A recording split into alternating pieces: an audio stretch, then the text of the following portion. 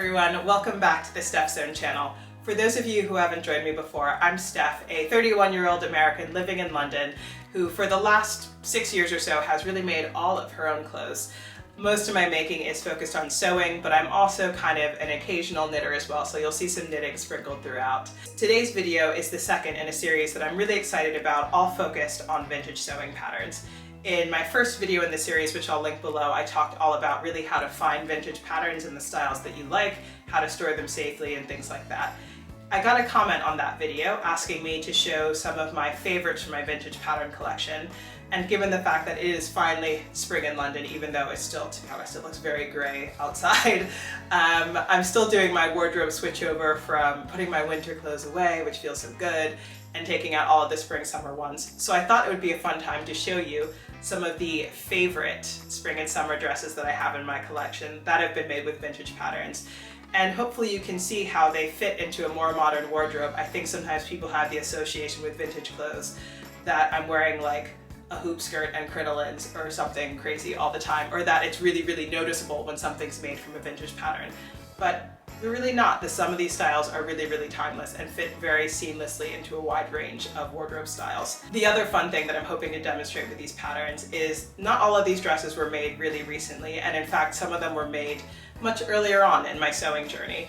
I think people assume that I'm really kind of advanced in sewing, which might be true now and for certain types of garments, but that wasn't always the case. I had to build these skills over years, the same as everybody else. I'm not like uniquely talented in sewing, and I just wanted to show people that there's garments that I made very early on in my sewing journey, before I had a fancier machine and before I knew how to do lots of very specific hand sewing techniques. And you know, the guts of those garments aren't pretty, there's mistakes, the fit is off in places, but I still wear these things all the time. They're still garments that I'm super proud of. And so it's just a reminder for people to not wait until they feel like they're perfect at something to make a garment and actually wear it out. It's fine. You know, the sky doesn't crumble if your hem is uneven. So with that, we're going to get into it. I'm going to show you 4 garments today that hopefully will cover a wide range of situations, from like everyday summer wear to some dresses that I wear when I travel, sometimes traveling to more modest countries, and even some formal wear that I've worn to summer weddings and things like that. So we're going to jump into it, and I really hope you enjoy. To start, I think it makes sense to show you the dress that I'm wearing right now. This is a dress made from a vintage pattern, a vintage simplicity pattern. And the pattern itself, I mean, it's very, very simple. It's just a jumper style dress with a square neckline, kind of thick straps, and it buttons down the front. In terms of how I made this is made from a very, honestly, it's very cheap viscose style polyester crepe. And even though this fabric cost me, I'm gonna say, £2 a meter on Goldhawk Road. So overall, I think that this dress, you know, cost me about £5 to make. It has seen weddings, engagement parties, my 30th birthday dinner, which was on the beach, and I absolutely love it. I get so much wear out of it. I followed the pattern pretty much exactly, but the main change that I did make were the straps. As you'll be able to see, I added rouleau loops to each of the straps, and what rouleau loops are, it's just very thin bias cut tubes of material that you can shape into many different things. If you have very kind of skinny spaghetti straps, those are often made of rouleau loops, bias cut rouleau loops. And in this case, I just sandwiched them in between the 2 straps when I was sewing them together on each side. And then it was like a very chunky tube that was very hard to sew without getting the loops caught. But it ended up creating a really, I think, fun decorative detail. It elevates the dress a little bit from something quite simple. And considering that the dress itself costs probably £4.50 in fabric and then an extra 50p for these really cheap wooden buttons, I felt like it was worth the extra time to create something a bit more special. Personally, I think it kind of gives Reformation vibes, which I'm a big fan of. So, you know, the fabric is not of Reformation quality. I hope Reformation's fabric is better than this, but it's still one that actually has held up really, really well and will always have a bit of a special place in my wardrobe. The other thing that's really special about the pattern is that this is one of the first vintage patterns that I collected. And it came as part of the huge haul that I was discussing in my first video, the very nice older lady who sold me a bunch of patterns very cheaply.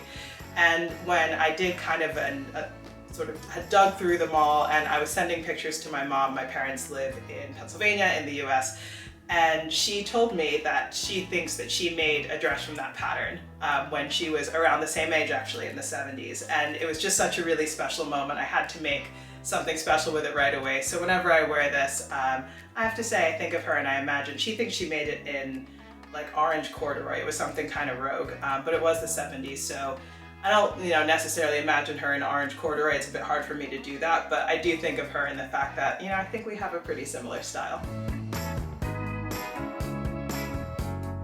This dress that's next is a little bit of a 60s style as opposed to 70s. There's going to be a lot of 1970s fashion in this video, so I wanted to mix it up.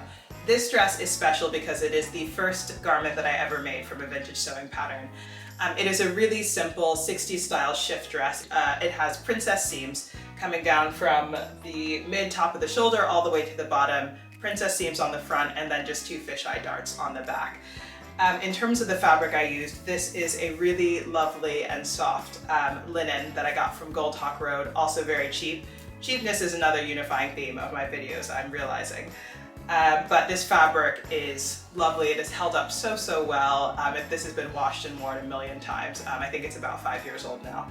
And it just, honestly, I think it looks even better than it did when it was crisp and fresh. The drape's just a bit nicer. One thing that's interesting when going back and looking at some of these garments, even though this one is a garment that I wear quite a bit, I think given the fact that I made it 5-ish years ago now, I'm much more aware of all the little mistakes that I made, or not mistakes, just things that I would do differently now. For example, there's facing on the armholes and across the neckline. And the way that I tacked those down is just like actually very visible. Like you can see these little dark stitches going along the fabric. Same thing with the hem, really. I was trying to do sort of neat invisible stitches, and they're, luckily it's a busy fabric. These stitches ain't invisible. They're very visible. But to be honest, it doesn't matter. And I think it's important to show garments that are like ones we made before we were intermediate or advanced or whatever, just to make the point that you can still be a beginner, you can make garments, they can have a lot of things that you may or may not want to call a mistake, but they'll still be super wearable. I get loads of wear out of this. I don't mind, and to be honest, nobody who notices these things. Only other detail I added when constructing this dress, other than just following the pattern, were these 2 little flaps. I think these are meant to be like faux pockets, but I added them on because the fabric is so busy. I wanted them to stand out a bit, so I added this decorative top stitching around them, which I think is really cute. It's not something that people tend to notice, but I see it and I appreciate it. Overall though, a dress that I'm always, I'm so proud of this when I made it. It was one of the first things that I really tried to take a nice picture and put it on Instagram. It's not a nice picture, but I love this dress. I would never get rid of it, even though there's times where it just hasn't fit me at all. I'm not gonna throw it away. So next up is this coral, very bright linen dress. And just to get ahead of the comments that I know you might be either about to write or are thinking in your head, I know that this style isn't for everyone. To be honest, this is a lot more covered up than the dresses that I typically wear in the summer, but it is actually not uncommon for me as a young woman. I'm traveling to places that are, easily accessible from London, but it's not uncommon to travel and need to be a bit more covered up, get the top of the arms covered, get the legs covered a bit. And so I wanted something like that was going to be appropriate for hot weather travel, and this pattern fit the bill. In terms of the pattern itself, it is very 70s. I think we're, in the depths of the 1970s. And I was keen to avoid, when I made this, the kind of blessed be the fruit type style that you can see with some of the pattern variations. So there's some that, the ones that have the kind of full collar, a full length sleeve, a long skirt. I think that's, that is very 70s, but it's too much going on, I think, for a more modern style. So I went with version B, the tiny one in the back, and it still has the pin tucks, which I actually think are really lovely, and this really full sleeve. And this comes from a kind of full circular butterfly shaped sleeve, but that sleeve is also gathered at the top, so you get a little bit of puff as well. The dress looks so much better with the belt, and I'm very annoyed at myself that I can't find it. To be honest, I pack up my summer and spring dresses in the winter, and I think that I just must have put the belt in the wrong bag, because there is a matching belt that goes with this, but you'll just have to, envision it like this. The fabric choice that I used, this is a coral linen. I believe that this came from Rainbow Fabric Kilburn. They're a super popular London fabric store. I'll link them down below. They get a lot of amazing linen tencel style fabrics in the summertime, so they're a great source for linen in different colors. The other source that I have for linen that I would recommend is Big and Brave Fabrics. She's actually based in Singapore, but the shipping rates to the UK are super reasonable, and she carries just this ongoing line of French linen in these incredible colors. So it was definitely either one of those two shops, both really great quality, both very, very affordably priced. To give a bit more detail on the construction, you see that we have the pin tucks in the front going down to the waist, so that's what gives the dress a little bit of shape, is this additional fabric being captured by the pin tucks at the waist. The full butterfly sleeve and the necktie. And I really like the construction of this necktie. It was one that I hadn't seen before. But rather than just finishing the neckline and tacking the ties on, it's actually the ties that finish the neckline itself. So this is one long strip of fabric that goes all the way around the neck, encloses that raw edge, and then ties in the front. Overall though, it's not the dress that I wear the very most of all of the dresses that I have in the summertime, because it feels a little bit formal, but when I travel and when I'm in a situation that requires it, I'm really, really happy that I took the time to make this. So this last dress is one that is a little bit different in terms of style and wearability, just because it's a little bit more formal, but I wanted to show you an option just for things like, summer weddings. This dress is incredibly special to me because I made it for the wedding of two very, very dear friends, and I happen to be the person officiating that wedding. As an aside, for those of you who are not from the US, in the US it's very easy to register to marry other people. In fact, I did it on the flight there. I gave my name and my birthday, and that's it. There were like no other qualifications beyond me being of age, and I think I said that I agreed to some principles. I don't know. But I'm not an ordained minister in the way that you might be thinking that means. I just want to make that clear. In terms of the dress, there were a few considerations I had in mind when planning this make, because it was specifically for this wedding. I wanted something that was going to be lightweight and breathable, hence the kind of fluttery sleeves, and it's a kind of body skimming fit, it's not too tight. But I also was mindful of the fact that because I was the person officiating, in the wedding itself, you're standing between the bride and groom, and I didn't want something that was going to be too loud or too vibrant or kind of distract in any way during those photos. So I was hoping that'd be I thought something that was a little bit of a softer palette would still look like me, but just be kind of appropriate for that situation. The fabric that I chose was this viscose satin, and the day of the wedding it was perfect. I mean, it was not, the wedding itself, it was 95 degrees. You're in Sonoma, California, it's hot, and you were kind of at the top of the hill in a vineyard, so you really got a lot of sun, but it kept me cool all day. I wasn't sweating through it, which I was very grateful for. Another consideration I had was the simplicity of the structure of this dress, because to be honest, like every other thing, I procrastinated till the very, very last minute for this. I actually finished it the morning of my flight. I think my flight was, 8 a.m. from Heathrow to San Francisco, and I probably finished this dress at 1 a.m. So I needed something that came together pretty quickly because I made it over the course of about 2 evenings. The dress itself has two front skirt panels. There's no kind of standard waist seam, but the skirt panels come up and they have this diagonal cut here, there's diagonal seams here, and then you just attach the two front bodice pieces to that. There's a set-in sleeve, but it's just like a nice loose flutter sleeve. Again, very, very light, very breathable.